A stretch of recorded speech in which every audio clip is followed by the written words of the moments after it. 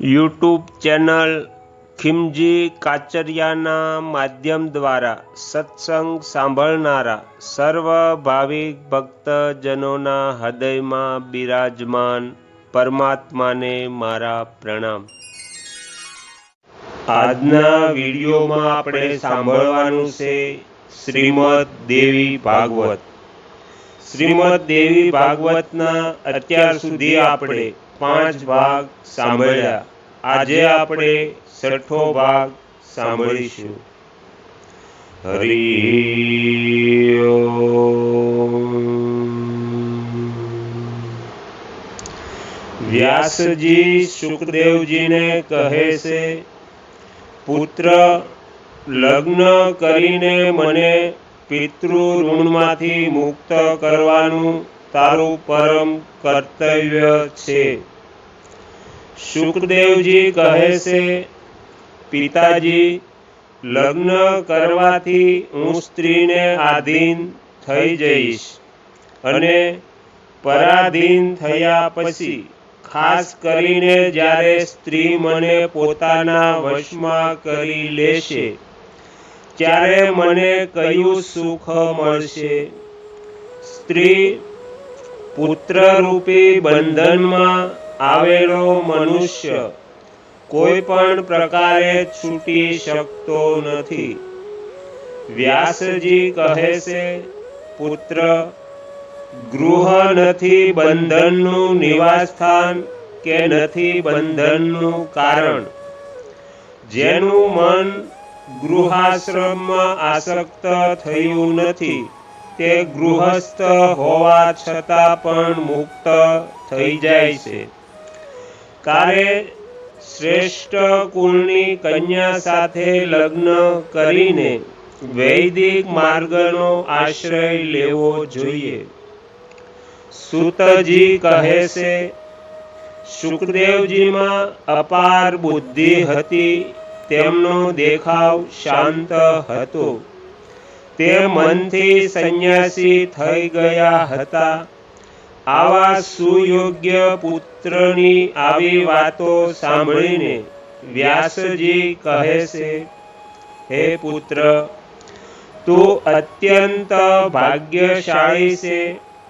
મેં દેવી ભાગવતની રચના કરી છે, તેનું અધ્યયન કરો।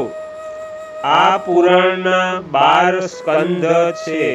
મારી સમજ પ્રમાણે આ પુરાણ બધા પુરાણોનું આભૂષણ છે, જેને સાંભળવાથી સદ અસદ વસ્તુનું યોગ્ય જ્ઞાન સુલભ બને છે।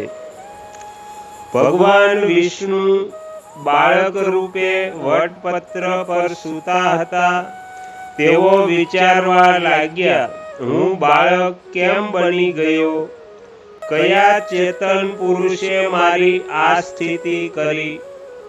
ભગવાન વિષ્ણુના મનમાં આ પ્રકારની ચિંતા થવા લાગી।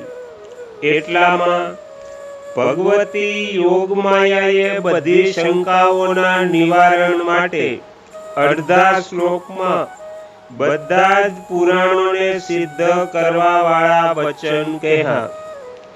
આ બધું જગત હું જ છું, મારા સિવાય બીજી કોઈ અવિનાશી વસ્તુ છે જ નહીં।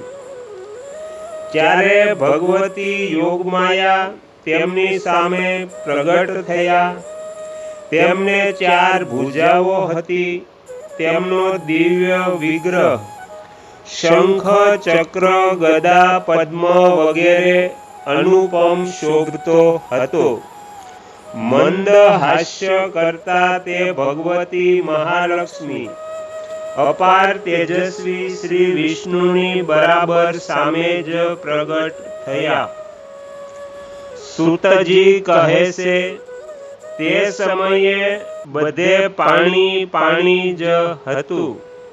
મનને મુગ્ન કરવાવાળી મહાલક્ષ્મીના ઓચિંતા દર્શન થતા કમલ નયન શ્રી વિષ્ણુ અત્યંત આશ્ચર્યમાં પડી ગયા।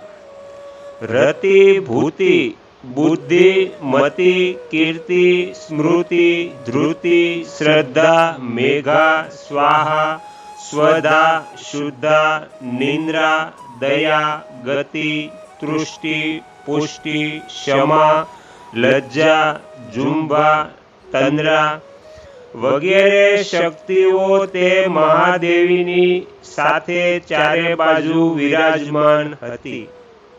મહાલક્ષ્મી તથા તેમની સખી શક્તિઓને જોઈને ભગવાન વિષ્ણુને આશ્ચર્ય થયું. વ્યાસજી કહે છે, ભગવાન વિષ્ણુ વટપત્ર પર સૂતેલા હતા. તેમનું મન આશ્ચર્યમાં ઉછળતા સમુદ્રમાં ડૂબી રહ્યું હતું. તેમની આવી દશા જોઈને ભગવતી કહે છે, વિષ્ણુ, તમે વિસ્મિત, વિમુગ્ન કેમ થઈ રહ્યા છો?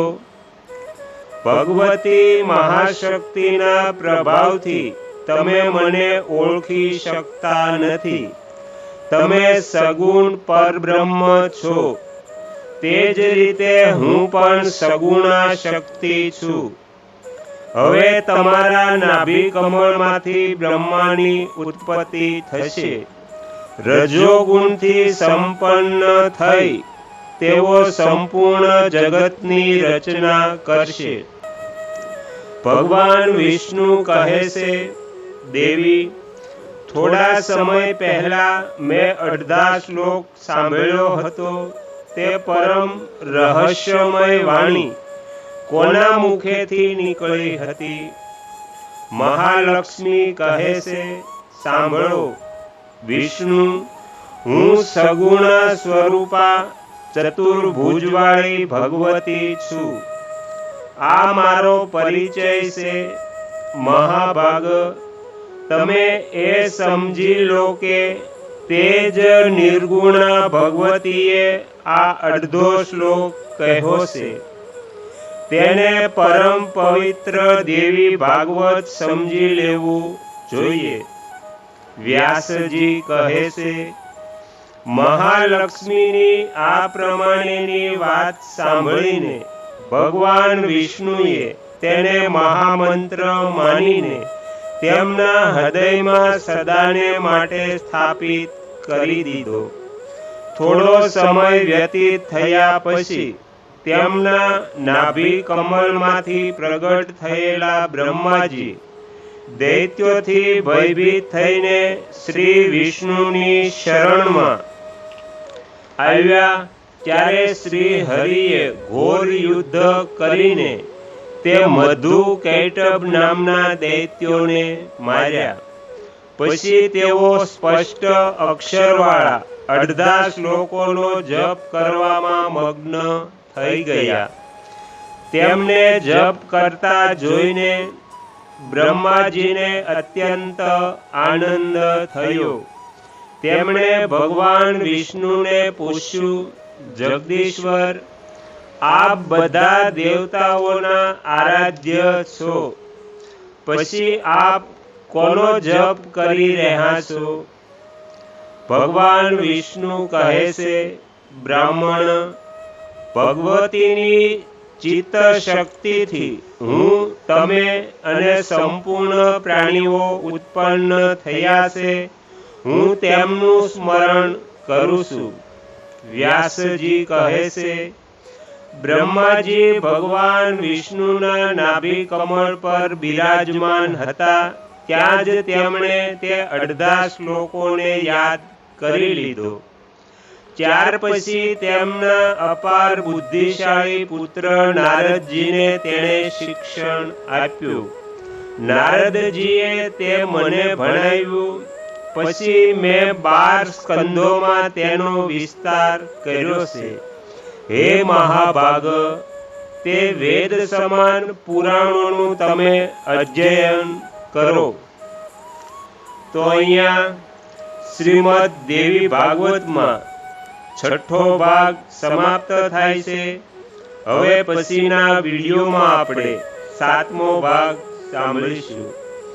તમે તમારો કિંમતી સમય આપી એકાગ્ર ચિત્તે પ્રસન્નતાપૂર્વક શ્રીમદ દેવી ભાગવત સાંભળ્યું એ બદલ હું આપ સૌનો ખૂબ ખૂબ આભાર વ્યક્ત કરું છું અને આશા પણ રાખું છું કે તમને આ શ્રીમદ દેવી ભાગવત સાંભળવું ગમ્યું હશે.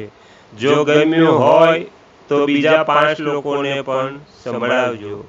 શ્રી નવદુર્ગા માતની જય.